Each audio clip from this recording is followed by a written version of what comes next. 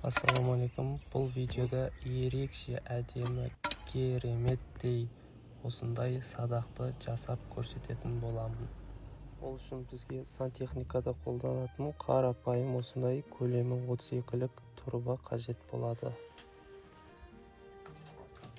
Алдымен турбамызды 180 сантиметрден кесіп алдым.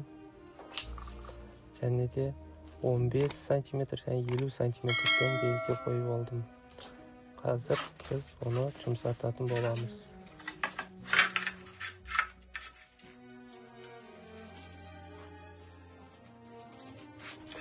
Турбаны қыздыру үшін бізге қарапайым осындай газовый баллон керек болады. Газовый баллонды турбаға қатты жақындатпай осылай қыздырамыз. Және де әр қыздырғаннан кейін үстін басып турбаны керек формаға түсіреміз.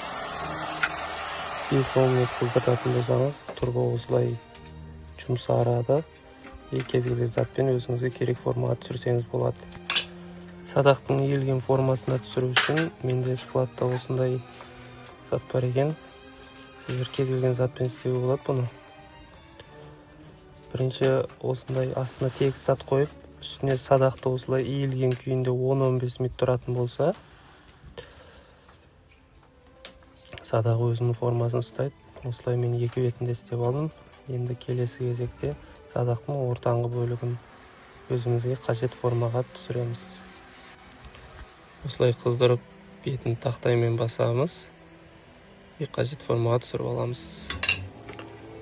Осылай 5-10 минут кептіреміз. Келесі кезекте садақтың екі жаны, яғни жібілетін жерді жасайтын боламыз. Ол үшін тағы да осы газовый баллонмен жұмсартамыз. Жұмсарған жерін қолымызбен иіп аламыз.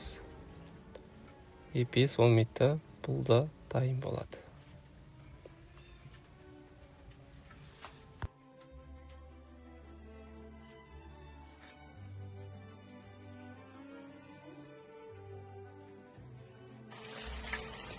Міне біздің негізгі садағымыздың формасы дайын болды. Енді келесі кезекте садағымызға күш беретін ұзындығы 50 сантиметрлік 32-лік турбаны жасаймыз. Ол үшін алдымен газовый баллонмен жұмсартып, өзімізге керек формаға түсіреміз.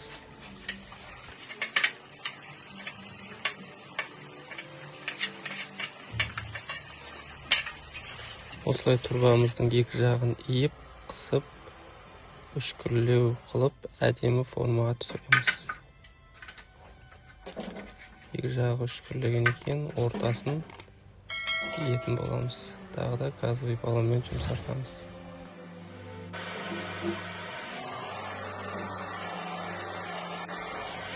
Осылай жұмсартып аламыз. Достар, айтпақшы, қолғапты киюді ұмытпаңыздар, өте ыстық болады турба.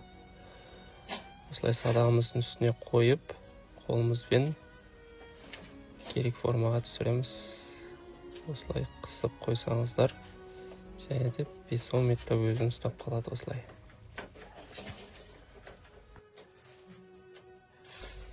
Келесі кезекте садағымыздың екі жанындағы артық бөліктерді араның көмегімен кесіп тастайтын боламыз. Канцелярский пышақпен садағымыздың жібілетін бөлігін жасайтын боламыз. Енді қосымша қосқан пластигімізді садақпен жақсылап біріктіреміз. Ол үшін шурупавермен 4 жерінен тесеміз. Және де болтпен гайкамен қатырамыз. Бұл не үшін қажет десеңіздер, оқтың алысқа ұшуына көмектеседі.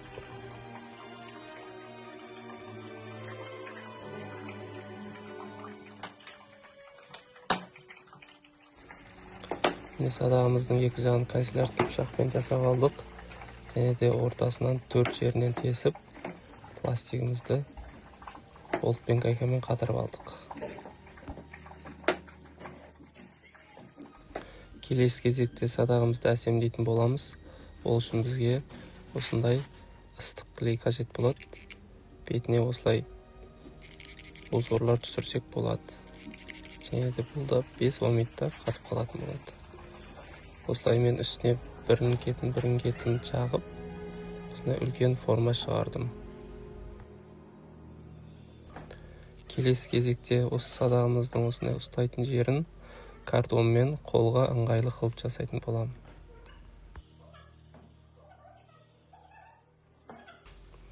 Картонды қойып бетін бумажный скотчпен осылай орап тастадым. Бетін тағы да осындай қарапайым жіппен орап тастауға болады. Енді келесі кезекте садағымызды осындай қарапайым баллончикпен қара түске бояймыз.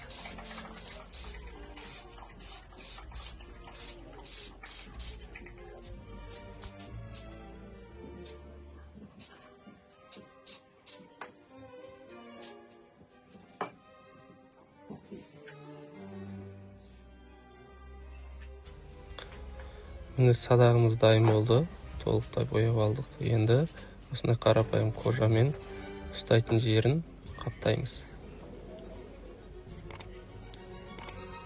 Алдымен клейді жағып аламыз. Клей бізде Afix клейі.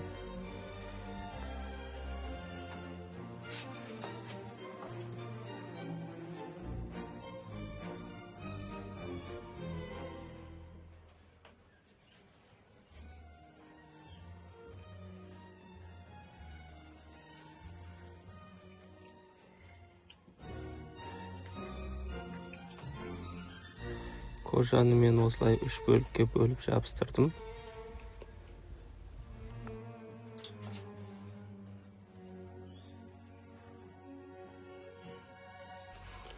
Осылай кожамызды жабыстырып болғасын, әсемдеу үшін ортасына осындай оюлы матаны қаптаймыз. Тағы да Afix клейін пайдаланамыз. Біз бағана 3-ке бөлдік кожаны. Соның ортаңғы 2 бөлігі осылай ашылып қалады. Үстін оюмен қаптасаңыздар әдемі көрінеді. Садағымызды оюмен әсемдеп алдық. Енді осы кожамыздың 2 шеткі бөлігіне осындай қара жіпті орайтын боламыз.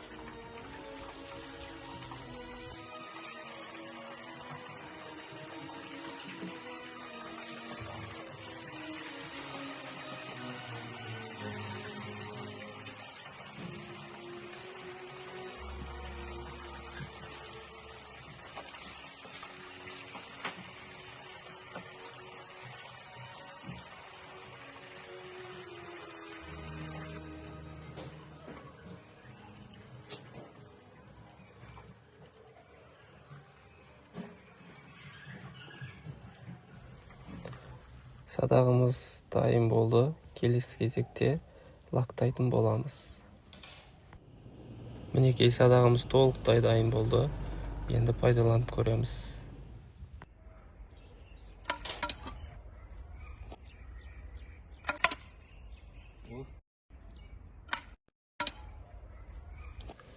Видео пайдалы болды деген үміттемін. Арнаға жазылуды ұмытпаңыз.